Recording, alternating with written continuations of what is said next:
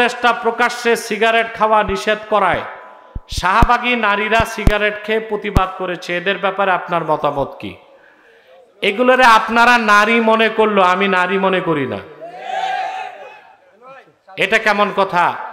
এটা তো স্বরাষ্ট্র উপদেষ্টা প্রকাশ্যে সিগারেট খেতে নিষেধ করেছে। তো পৃথিবীর কোন সভ্য দেশে কি প্রকাশ্যে সিগারেট খাওয়া হয়? তো শাহবাগীরা কিসের প্রতি? শাহবাগী নর নারী, এগুলো তো নর নারী না, মাদা আর মাদি। এরা হিজড়া না, এদেরকে হিজড়া বললে হিজড়ারা অসন্তুষ্ট হবে। হিজড়াদের চেয়েও খারাপ। দুনিয়ার কোন সভ্য দেশে প্রকাশ্যে সিগারেট খাওয়া নাই, দণ্ডনীয় অপরাধ। স্বরাষ্ট্র উপদেষ্টাকে বলবো আপনি আইন করুন, প্রকাশ্যে যারা সিগারেট পান করবে তাদেরকে শাস্তির আওতায় আনুন।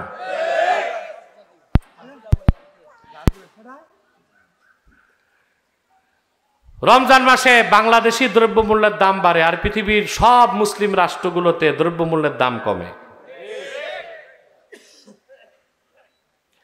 আরব আমিরাতে ইফতার সামগ্রীর মূল্য 50% কমেছে, আর বাংলাদেশি ইফতার সামগ্রীর দাম 70% বেড়েছে।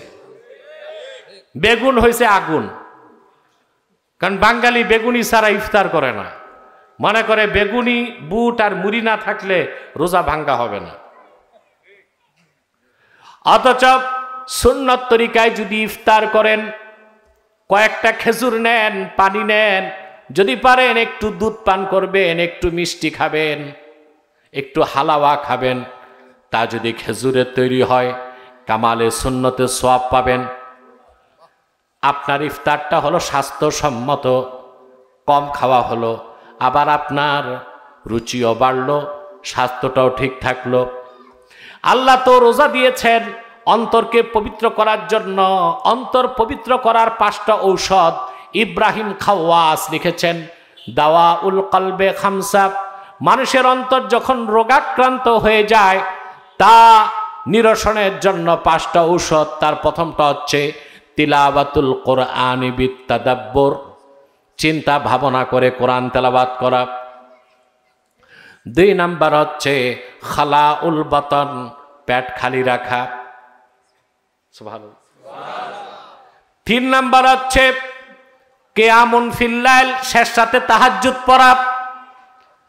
4 নাম্বার হচ্ছে ওয়াত্তাদাররু ফিস সাহর, শেষ রাতে আল্লাহর কাছে রোনা জারি করে আল্লাহর কাছে কবুলিয়ত করানো, নিজেরে মাকবুল করানো। 5 নাম্বার হচ্ছে মুজালাসাতুস সালিহিন, নেককারদের বৈঠকে বসা। মুসলমান চিন্তা করে দেখেন, 12 মাসে রমজানের একটা মাস শুধুমাত্র দিন ও রাতে আপনি এই 5টা ঔষধ গ্রহণ করতে পারেন। প্রথম হচ্ছে তেলাওয়াতে কোরআন, আপনি খতম তারাবিতে সারা রমজানে 30 পারা কোরআন শুনলেন। সুবহানাল্লাহ। তবে কোরআন শুনলেও সওয়াব, তেলাওয়াত করলেও। আর কোরআন যদি কেউ বুঝে তা শুধু সওয়াব না, ওটা হচ্ছে সোনায় সোহাগা। সুবহানাল্লাহ বলে। আমি একটা জিনিস করি, আপনাদের দেশে আলেমদেরকে বলবো, হাফেজ আর খতিবদেরকে বলবো, আপনি যেই পারা থেকে তেলাওয়াত করবেন ওই পারাতে আল্লাহ কি বলেছেন মূল বক্তব্যগুলো জনগণকে শোনান। 15 মিনিট। কয় মিনিট? এটা করেন আপনারা? আমি যখন মসজিদে থাকি তারাবির আগে যেই পারা থেকে তেলাওয়াত হবে ওই সূরা, ওই কোন সূরা, ওই সূরার ফজিলত কি, মূল বক্তব্য কি, 1-2টা শিক্ষা আমি জনগণকে শোনাই। পুরা কোরআন শরীফ না বুঝলো কিছু শিক্ষা তো পেল। কথা বল। তা মসজিদে উচিত তারাবির সময় ইমাম বা খতিব সাহেবকে থাকা, কারণ হাফেজ যারা তারা তো অনেকেই পুরা আলেম হওয়ার আগে হাফেজ হয়, আলেম হতে তো টাইম লাগবে তাদের। তে কাজটা কার? ইমাম বা খতিবের। যদি ভালো আলেম হয় তিনি নিজে পুরা পারাটা পড়বেন, মূল বক্তব্যটা জনগণকে আগে বলবেন যে আজকে আমরা যা তেলাওয়াত করব এখানে এই বক্তব্যগুলো আসবে। সুবহানাল্লাহ। আর ইমাম সাহেবের যদি রোজার দিন দাওয়াত থাকে মাগরিব থেকে এশা 4টা, তো পড়বে কখন, বলবে কখন? এ তো টানাটানি থাকবে, ঠিক কিনা? ইফতার উত্তর পাড়ায়, ইফতারের পর দক্ষিণ পাড়ায়, এশার আগে পূর্ব পাড়ায়, এশার পরে পশ্চিম পাড়ায়, এক রাতে 4 দাওয়াতে চক্কর দিতে দিতে সময় শেষ, না পড়তে পারলো না কিছু বলতে পারলো। ইমাম সাহেবরা রমজানে দাওয়াত খাইয়েন না, বলবেন যা খাওয়াইতে হয় টাকা দিয়ে দাও। কি বলে যা খাওয়াইতে হয় টাকা দিয়ে, আমিও খাবো আমার ফ্যামিলিও, ঠিক কিনা? হ্যাঁ, দাওয়াত কই পাইছে? আপনার যে দোয়া করেন না আগের মতো, এই জন্য দাওয়াত কমে গেছে। আলেম ওলামার দাওয়াত কোনোদিন কমবে না। মনে রাখবেন, কোন ম্যাজিস্ট্রেট, কোন উকিল, কোন অ্যাডভোকেট, কোন এমপি না খেয়ে মরতে পারে। বাংলাদেশের আলেম বড় হোক ছোট হোক না খেয়ে মরবে না, ইজ্জতের সাথে সম্মানের সাথে খেয়েই মরবে। এটা হচ্ছে আল্লাহর কোরআনের সাথে সম্পর্ক রাখার একটা ফজিলত। তোমার মাইকটা তো কমে গেছে, একটু সেটিং করো। আমি বলছি দূরে যাও, ও 2 হাত পকেটে ঢুকায় দূরে দাঁড়ায় আছে, আমারে দেখাইতে যে আমি ধরি নাই। সময় দেখো তো কত, আমি বসেছি 1 ঘন্টা পার হয়ে গেছে, আর 15 মিনিট সময় দিবেন আমাকে সবাই? তে 2-1 জন উঠতেছেন, এরা কারা? দূরে যাবে নাকি? কোনো উঠাউঠি নাই। রোজার দিন যে এত সময় দিলেন এটাই অনেক কিছু। তারপর আর 15 মিনিট পর আমি আপনাদের বিদায় দেবার চেষ্টা করবো ইনশাল্লাহ। বিষয়টা তো পুরা করতে হবে না, কথা বলেন। তাহলে যে কথা বলছিলাম, কোরআন হচ্ছে হুদাল্লিল মুত্তাকিন। আমাদের মুত্তাকি হতে হবে। কি হতে হবে? তাকওয়া ছাড়া মুত্তাকি হওয়া যায়? এই তাকওয়াটাই মুজাহাদা। তাকওয়াটাই কি? তাকওয়াটাই কি? আল্লাহ রাব্বুল আলামিন বলেন, ওয়াল্লাযীনা জাহাদু ফীনা লানাহদিয়ান্নাহুম সুবুলানা ওয়া ইন্নাল্লাহা লামাআল মুহসিনিন। আল্লাহ পাক বলেন, ওয়াল্লাযীনা জাহাদু ফীনা আই ফি হাক্কিনা লানাহদিয়ান্নাহুম সুবুলানা আই তুরুকাস সাইরে ইলাইনা। সুবহানাল্লাহ। আল্লাহ পাক বলেন, আর যে সব মুমিন আমি আল্লাহর হকে আমাকে পেতে সাধনা করবে, ইবাদত বন্দেগীতে রত থাকবে, মুজাহাদা করবে, আমি আল্লাহ আমার কাছে পৌঁছার জন্য সবগুলো পথ তাদেরকে দেখায় দিব। আল্লাহ তাদেরকে মহসিন হবার মর্যাদা দিবেন। ওয়া ইন্নাল্লাহা লামাল মুহসিনিন, নিশ্চয় আল্লাহ মহসিন বান্দাদের সাথেই আছেন। আল্লাহ মহসিন বান্দাদের মহসিন হবেন। তাকওয়া অর্জন করা ছাড়া মহসিন হওয়া যাবে না। এটা আমার বক্তব্য নিবেন না, কোরআন কারীমের বক্তব্য শোনেন। আল্লাহ রাব্বুল আলামিন বলেন, ওয়াসারিউ ইলা মাগফিরাতিম মির রাব্বিকুম ওয়া জান্নাতিন আরদুহাস সামাওয়াতু ওয়াল আরদ উইদ্দাত লিল মুত্তাকিন। আল্লাহ পাক বলেন, মুমিনেরা তোমরা দ্রুত আল্লাহর জান্নাত ও আল্লাহর মাগফিরাতের দিকে দৌড়াও। সারা ইউসারিউ, মুসারা হচ্ছে দৌড়ের মধ্যে প্রতিযোগিতা, কার আগে কে দৌড়ায় পৌঁছতে পারে জায়গা মতো। সুবহানাল্লাহ বলবেন? হ্যাঁ, কথা বলেন না। সারিউ মানে মুসারা, দৌড়ে প্রতিযোগিতা, কার আগে কে যাবে। এইখানে কোন প্রতিযোগিতা? কার আগে কে জান্নাতে যাবে। সুবহানাল্লাহ। আমাদের প্রতিযোগিতা আছে। এই যে এখন দেখবেন নির্বাচনের তফসিল ঘোষণা হইলেই দৌড় শুরু হবে। ওই দৌড়টা হবে নির্বাচনী মাঠে। কথা বলেন, কোথায়? ওই মাঠে দৌড়াবো আমরা, আল্লাহর জান্নাতের জন্য দৌড় দিব। সুবহানাল্লাহ। তার মানে জান্নাত তো উপরে, দৌড় দিবেন কেমনে? যে লোকটা আজান দিলে মসজিদে দৌড়ায় যায়, কোরআনের আওয়াজ শুনলে মাহফিলে দৌড়ায়, জিহাদ ফি সাবিলিল্লাহর কথা হলে জানমাল নিয়া ময়দানে দৌড়ায়, ওই লোকটাই তো আল্লাহর জান্নাতের দিকে দৌড়াচ্ছে। ঠিক কিনা? আল্লাহ পাক বলেন, দৌড়াও, তোমরা দৌড়াও প্রতিযোগিতার ভিত্তিতে আল্লাহর মাগফিরাত আর আল্লাহর জান্নাতের দিকে। যে জান্নাতের প্রশস্ততা আকাশ ও জমিনের প্রশস্ততার সমান। আল্লাহ বলেন ও ইদ্দাত লিল মুত্তাকিন, ওই জান্নাত তৈরি করা হয়েছে মুত্তাকিদের জন্য। এই মুত্তাকিরাই যে মুহসিনিন, আল্লাহ সামনে বলেন الذين ينفقون في السراء والضراء والكاظمين الغيظ والعافين عن الناس والله يحب المحسنين। আল্লাহ পাক বলেন যারা দান করে, খরচ করে, সচ্ছল অবস্থায় অসচ্ছল অবস্থায়, সুখে থাকলেও কষ্টে থাকলেও রাগকে দমন করে, সুবহানাল্লাহ, অন্য মুসলমানকে বিনা শর্তে মাফ করে দেয়, তারা মুহসিন। আল্লাহ পাক বলেন আল্লাহ মুহসিন বান্দাদের ভালোবাসেন। তারা যারা মুত্তাকি তারাই কি? যারা মুহসিনিন তারা কি? কোরআন হচ্ছে হুদাল্লিল। আপনি যদি তাকওয়ার সকল মানদণ্ড উত্তীর্ণ হয়ে মুত্তাকি হয়ে যান, আপনি আল্লাহর কোরআনের পূর্ণ হেদায়েত পেয়ে যাবেন।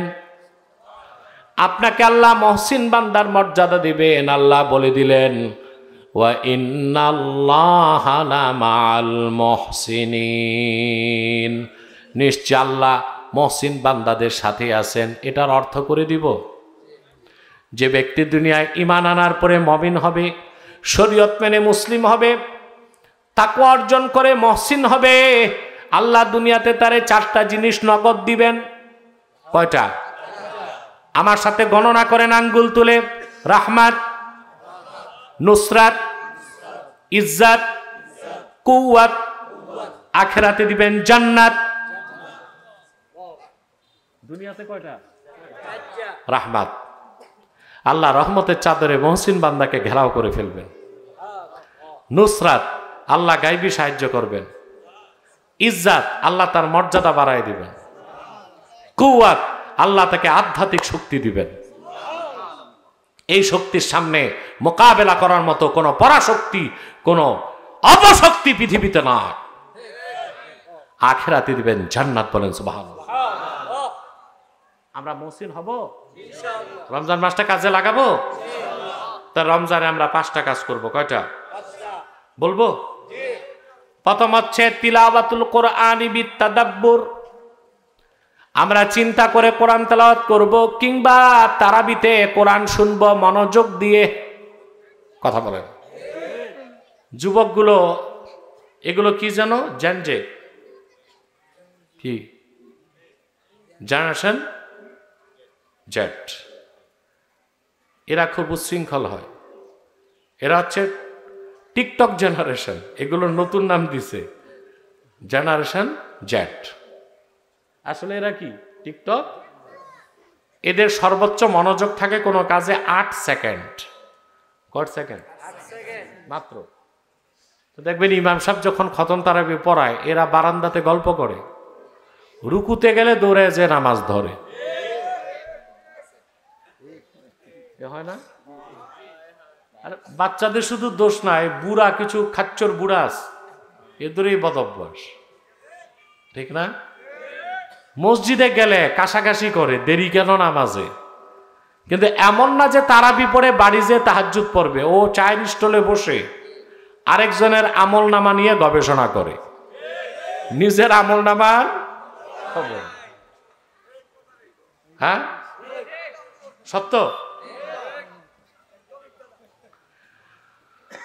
মুরব্বী বাবাদেরকে বলবে এই কাজটা করবেন না। আপনি শেষ বয়সে যে আমল করতেছেন, গীবত করার দ্বারা আমলগুলো কিন্তু চলে যাচ্ছে ওই মুসলমানের আমল নামায় যার গীবত করতেছেন।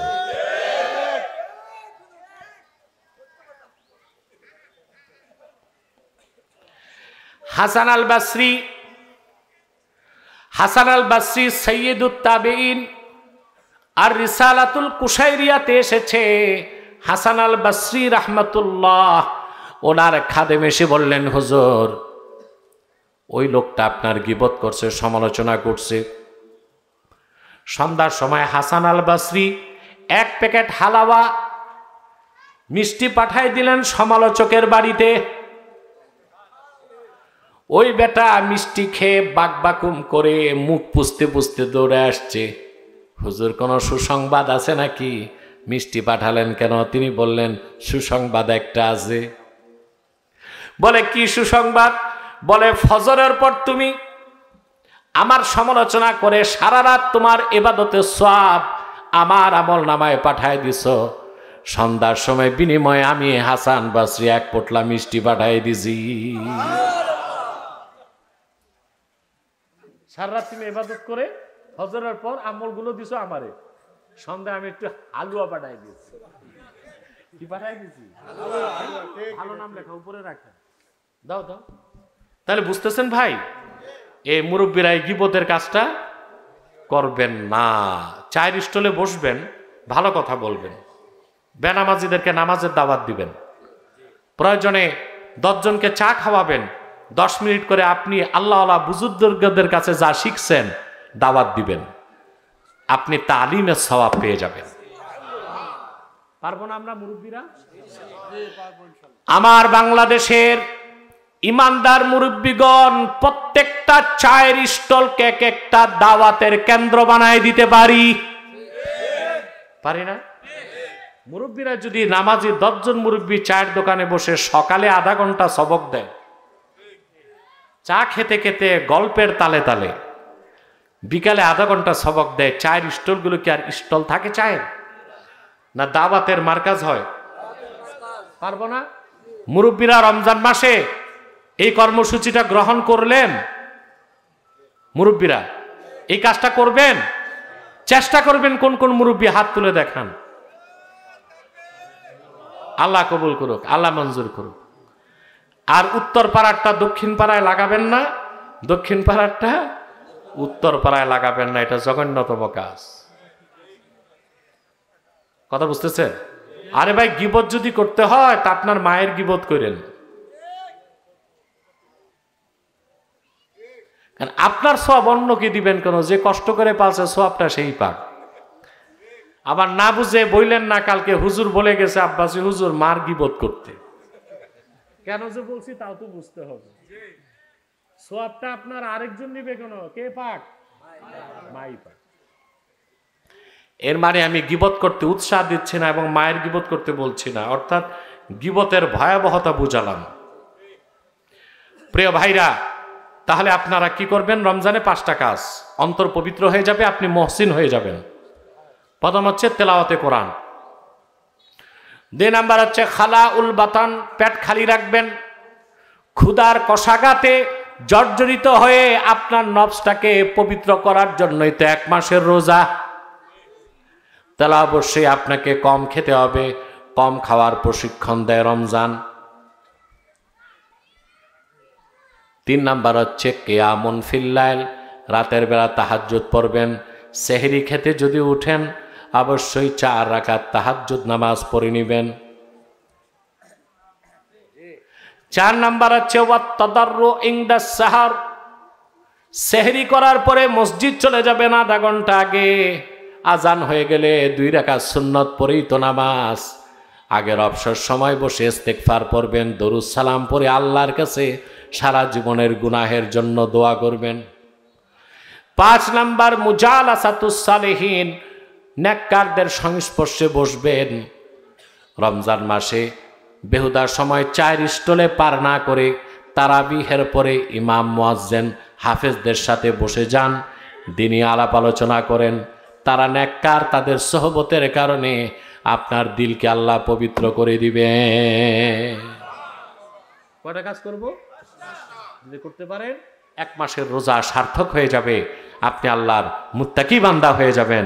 হুদাল্লিল মুত্তাকিন, আপনি আল্লাহর কোরআনের হেদায়েত পেয়ে যাবেন। বলেন সুবহানাল্লাহ। আমার বক্তব্যটা, বিষয়টা বুঝছেন? আল্লাহ আমাদের কবুল করুক, বলুন আল্লাহুম্মা আমিন। সাদাকাল্লাহুল আযীম ওয়া সাদাকা রাসূলুহুন।